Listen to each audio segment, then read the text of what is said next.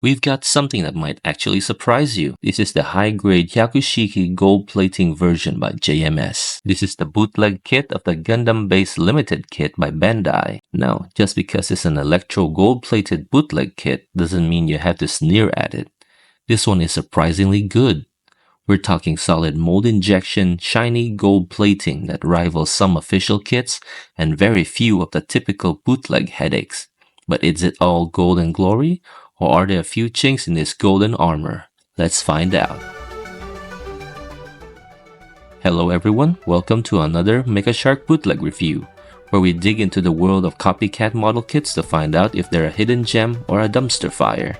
Popping open the box, the first thing that jumps out is that blinding gold finish. JMS really nailed it with the shinies here. The gold plating is reflective and smooth, giving the Hyaku Shiki the proper regal look. No patchy surfaces, no strange coloring inconsistencies. This kit actually looks high quality right out of the box. Since it's so smooth and shiny, it also stains quite easily with my fingerprints whenever my grimy hot dog fingers handle them. You can just wipe them off with a cloth, but it's much less laborious if you handle the gold-plated parts with gloves from the beginning, which I eventually did after snipping them off the runners. The mold quality is also solid, with very few noticeable defects or misalignments. The runner layout is pretty much identical to the official Bandai version. My weapon runners came a bit bent, but that's a non-issue as you'll see. The instructions manual is of decent quality. The paper feels a bit thin and cheap, but the print quality is very sharp and crisp with very good definition. I'm aware that there are multiple versions with added accessories that come with each release of JMS kit. You can get a different stand and decals or basic tools. This set I got came with a simple base stand and a set of water slide decals. All in all, it's a surprisingly good start.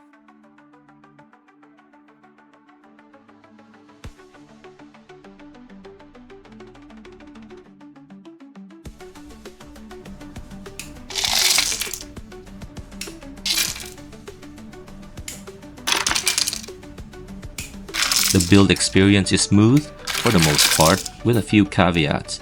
The parts fit together snugly, almost like a legitimate Bandai kit. The joints are tight, but the details are crisp and it's satisfying to put together. But, because there's always a but, the gold plating does introduce a few quirks. Three key areas that gave me troubles are the head and the wings on the backpack and the beam saber handles. The gold plating is a bit thick in these places, which makes certain parts too tight to fit together, while others end up not sticking at all. The head, for example, would not stay secured until I scraped a tiny bit of the plating off the pegs, especially the antenna. As for the backpack wings, they just refuse to stay put because the gold layer makes the pegs too slick. Same for the beam handle when you try to attach the beams. To fix this, just scrape off the gold plating where the parts meet with a knife and then slap on some glue to the parts that don't move and you should be fine. The overall finish of the kit is where JMS really shines. The gold is gorgeous, no complaints there. It's reflective and shiny, and most importantly, it does not flake off with light handling. Just be cautious when sanding or trimming parts because you will scratch through that gold layer if you're not careful. So, how does this golden beauty move? Pretty okay actually, not great, but that's due to the original design, not the quality of the make. The head does a full 360, the shoulders do a full spin just fine, upper arm spin 360, there's a bit of an ab crunch, not amazing but not bad either. The elbows bend smoothly with a double joint and the wrist spins 360. Side skirts flap a little bit, front skirts go all the way up. The thighs does a full 180 split to the sides, which is impressive. There's a kick to the front, full 90 degrees, but the kick to the back is hindered by the rear skirt.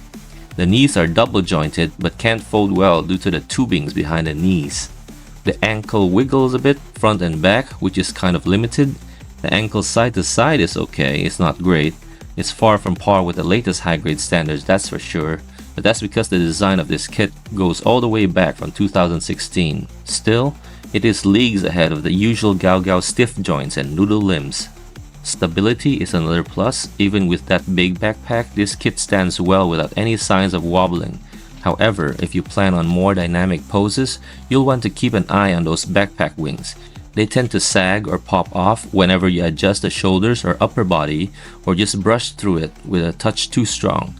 You can tighten it a bit with some PVA glue, but I'm not gonna do that here. Still, it's nothing catastrophic, more of a minor inconvenience than a deal breaker. When it comes to the accessories, you get the standard Hyaku Shiki loadout, which is not the usual Gundam loadout of sword, board, and rifle. You get the beam rifle, bazooka, and 2 beam sabers. All the weapons are faithfully copied from the Bandai kit.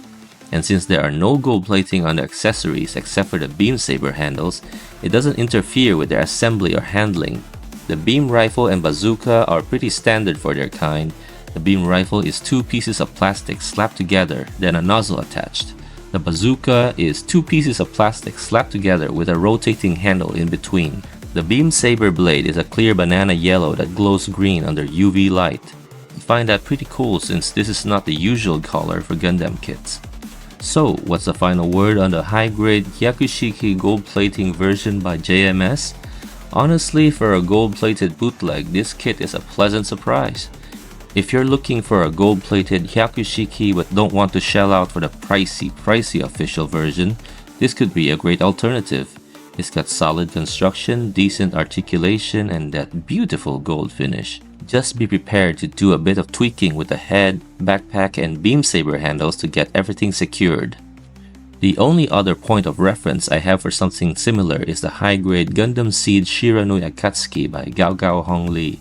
The original design for that kit was released back in 2006, a cool 10 years before the high-grade Hyaku Shiki, and it was made by Gao Gao, which is notorious for subpar quality bootleg.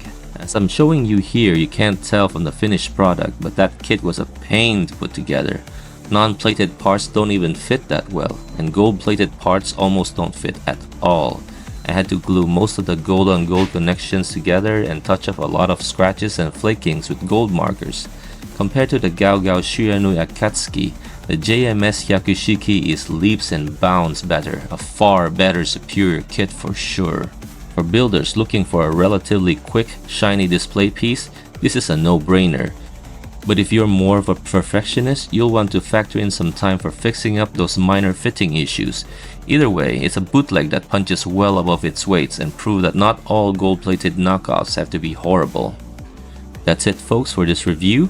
If you got any bootlegs you want me to tackle next, drop a comment down below and let me know your thoughts on this Hyaku Shiki. Don't forget to like, subscribe, and hit that bell button so you don't miss out on our future model kit reviews.